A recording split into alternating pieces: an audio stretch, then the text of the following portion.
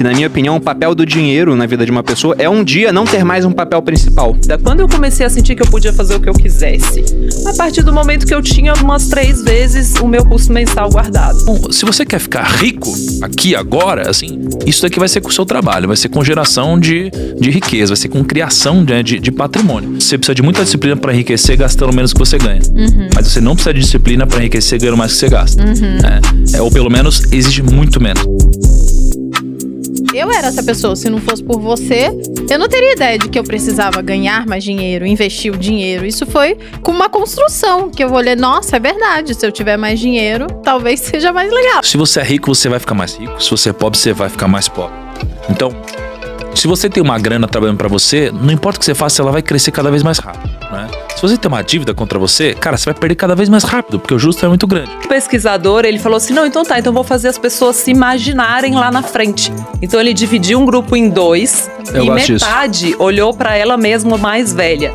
E aí eles perguntaram, quanto você quer guardar pra sua aposentadoria? E o grupo que se olhou envelhecido decidiu guardar 30% mais pra aposentadoria. Que, na minha opinião, o papel do dinheiro na vida de uma pessoa é um dia não ter mais um papel principal. É virar um ator coadjuvante. Só que até que esse dia chegue, ele vai ter um papel principal, né? Porque você vai ter que resolver muitas coisas para poder ter dinheiro, até uma hora que esse dinheiro deixa de ser uma preocupação e você pode passar para resolver outras coisas, meio que aquela pirâmide de Maslow. Depois que a gente consegue garantir segurança, né, um bom plano de saúde para a família, por exemplo, alimentação, moradia, você resolveu tudo aquilo, aí você parte, né, para realizar sua missão na Terra. Eu peguei uma definição lá, uma parte do Taleb, outra que a gente pegou por nós mesmos, mas eu vi, você tem que ter muito dinheiro. Segundo o Taleb, é dinheiro para mandar o mundo a merda, que nem ele fala, né? A gente mesmo hoje conhece pessoas que têm muito dinheiro, mas elas são escravas de uma agenda montada por terceiros, por exemplo. Pra caramba e não tem. Então ele falava isso, você tem que ser dono. Querem. Exato, você tem que ser dono da sua localização geográfica, tem que ser dono do seu tempo, tem que ter saúde, porque senão você não consegue aproveitar os outros. E depois da saúde, não que esteja em ordem isso aqui, se tivesse em ordem talvez eu colocasse até saúde em primeiro lugar, relacionamentos, porque não vou falar que é impossível, mas é muito mais difícil ser feliz sozinho, né? Afinal de contas, e nem tem sem graça, pessoas pra dividir as conquistas, né? Não vai. Eu acho que você precisa criar um plano, assim. E pra mim, isso fez muita diferença na minha vida particular. Tem a ver com você ter algum múltiplo do seu custo mensal investido de forma extremamente conservadora. E eu gosto do número 3 aí, pelo menos 3 vezes. Então, o que eu sempre incentivo as pessoas... Algum motivo místico? Porque a gente tem um quadro aqui sobre isso. Somos 3 irmãos, lá em casa, brincadeira. Do nada. Porque Jesus. Porque Jesus. Na verdade, pra mim tem muito a ver com... Se você tem só uma vez o seu custo mensal guardado, aquilo te dá uma baita de uma incerteza. Assim, eu acho que eu aplico muito o que aconteceu na minha vida. Quando eu comecei a sentir que eu podia fazer o que eu quisesse, a partir do momento que eu tinha umas 3 vezes o meu custo mensal guardado. E aí eu falo para as pessoas fazerem isso. Calcula, coloca no papel mesmo. Não é para ficar, não precisa pôr o cafezinho ali necessariamente, tal, não vai ser isso, mas coloca aqueles custos principais, aqueles que você teria no mês. Se hoje caiu o mundo, fiquei desempregado, o que eu gastaria no mês? Ela falou da reserva de emergência, 3 meses, o Thiago já puxou pra 12.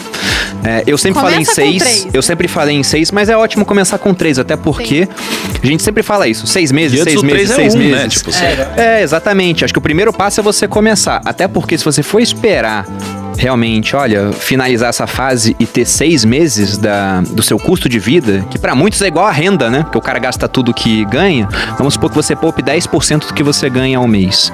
Então, com um mês você tem 10% lá, com 10 meses você tem uma vez o seu custo de vida ou sua renda. Pra você ter 6, são 60 meses, são 5 anos. Então, nesse caso, já são 2 anos e meio montando a reserva. Só que, como você falou, é uma reserva que vai render muito pouco. Porque hoje a gente tem uma Selic que acabou de ser elevada aí em 0,75. Ela tá em 4,25, mas a inflação tá em 8. Então, na verdade, você está deixando um dinheiro lá que, apesar de nominalmente estar aumentando em termos reais, ele está perdendo poder de compra. Eu não quero que a pessoa tenha só 3 meses de reserva de emergência. Para mim, aqueles 3 meses tem que ser título público do Tesouro Selic. Só que quando eu passo dos 3, aí eu já topo crédito, eu já topo outras coisas. Por quê? Porque eu já vi banco grande quebrando lá fora, por mais que tenha proteção de fundo garantidor de crédito, até liberar esse dinheiro. Eu tô falando da reserva de emergência, o dinheiro que eu quero na minha mão a hora que for. E eu que é um lugar onde você consegue tirar em qualquer qualquer momento, rapidamente, né? Rapidamente. Boa. Eu abri essa caixinha no Instagram e eu fiquei muito surpreso até com as respostas, porque como eu já tô fazendo conteúdo lá desde 2016, parece que eu já falei tudo. E às vezes eu sinto, poxa, eu vou falar de novo sobre esse comecinho, sobre como começar, o primeiro passo, Eu acho etc. que tem gente que nem sabe que precisa. Eu sempre falo isso porque... O pessoal tá ouvindo, sei lá, tá, tesouro, como é que eu faço pra investir nisso? Eu acho que o primeiro passo que foi bem dado aqui, como você falou, você puxou desde o início. Eu imagino que tem muitos brasileiros hoje que eles entendem que se não fizerem nada, eles vão acabar dependentes do INSS. Não, amor, essa é a questão. O incômodo nem vem. Às vezes a pessoa nem sabe que ela precisa dessa reserva, que ela precisa investir. Eu era essa pessoa. Se não fosse por você, eu não teria ideia de que eu precisava ganhar mais dinheiro, investir o dinheiro. Isso foi com uma construção, que eu olhei, nossa, é verdade. Se eu tiver mais dinheiro, talvez seja mais legal, Então, não é mesmo? vou provocar esse incômodo nas pessoas segundo uma estatística do IBGE. Que é o Instituto Brasileiro de Geografia e Estatística. Não confundam com o nosso IBGE, que eu uso pra falar estatísticas minhas mesmo. Instituto Boludinho de Geografia e Estatística. Mas o IBGE já fez uma estatística, faz tempo que eles não atualizam, mas não deve ter mudado. Possivelmente mudou para pior. Que eles queriam ver quais aposentados tinham condições de se manter financeiramente, sem a ajuda de terceiros. Era apenas 1%. O restante era obrigado a trabalhar, dependia de parentes ou dependia de caridade. Então, 1% conseguia se aposentar com dignidade.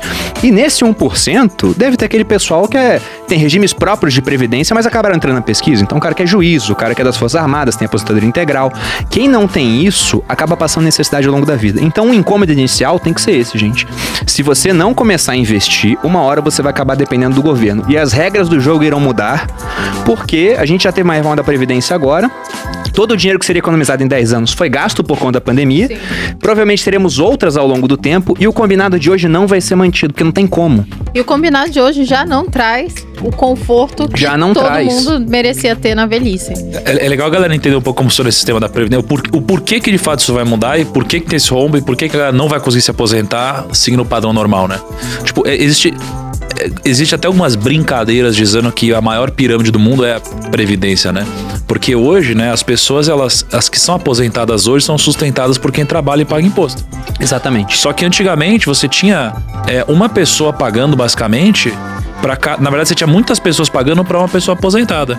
E hoje isso aqui tá mudando para um nível em que você já tem uma pessoa pagando para uma pessoa aposentada. E como a gente não gera muito bem os recursos públicos, isso daqui tende a piorar cada vez mais e as pessoas vão ficando mais velhas.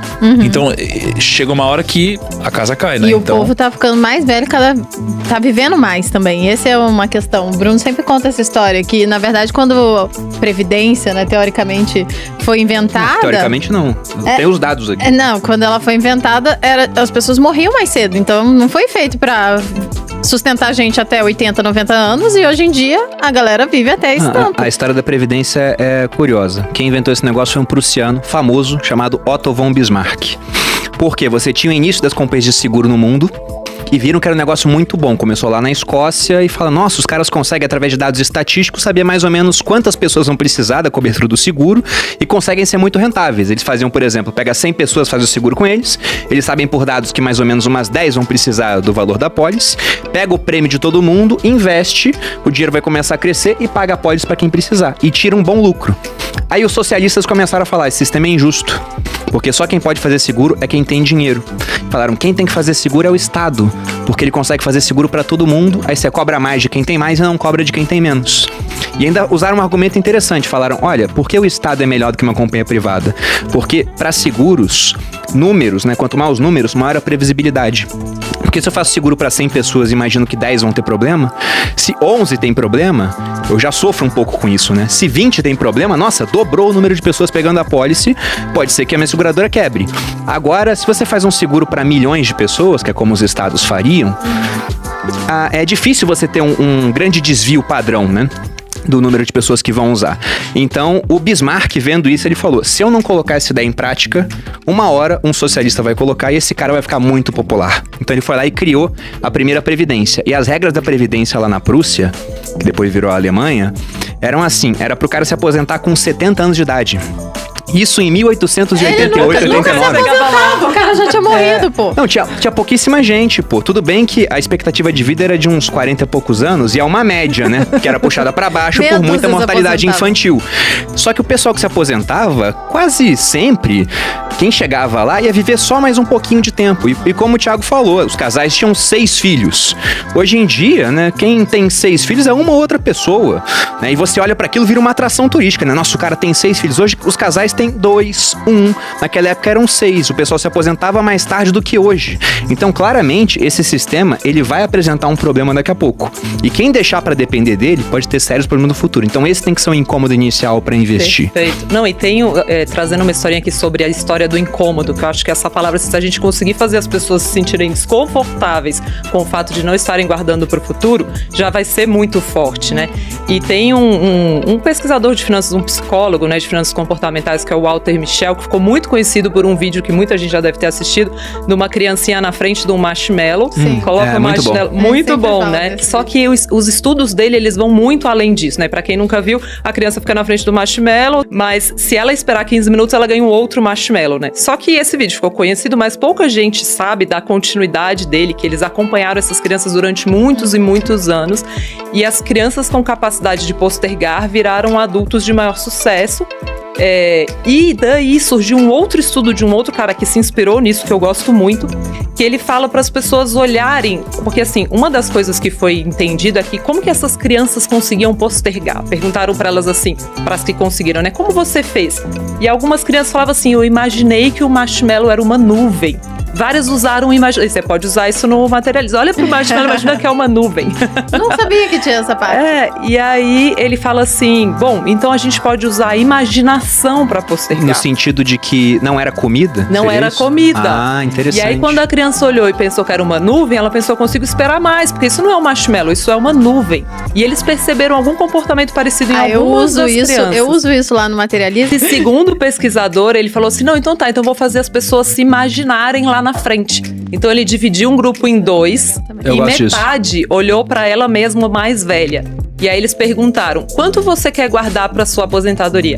E o grupo que se olhou envelhecido decidiu guardar 30% mais para aposentadoria.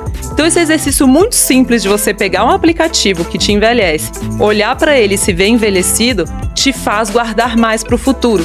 Então esse exercício de ficar pensando, como vai ser quando eu chegar lá? Porque de fato você materializa aquele futuro, né? Você fala, nossa, quando eu estiver lá, eu tenho que ter mais conforto, né? Coisas assim, muito legal. Eu chamo isso do eu do futuro. Sim. Eu do futuro. Eu já usei várias vezes em posts, no Viver de Renda eu uso também, que é essa questão de que hoje, né, se você não investir, o seu eu do futuro vai estar pior.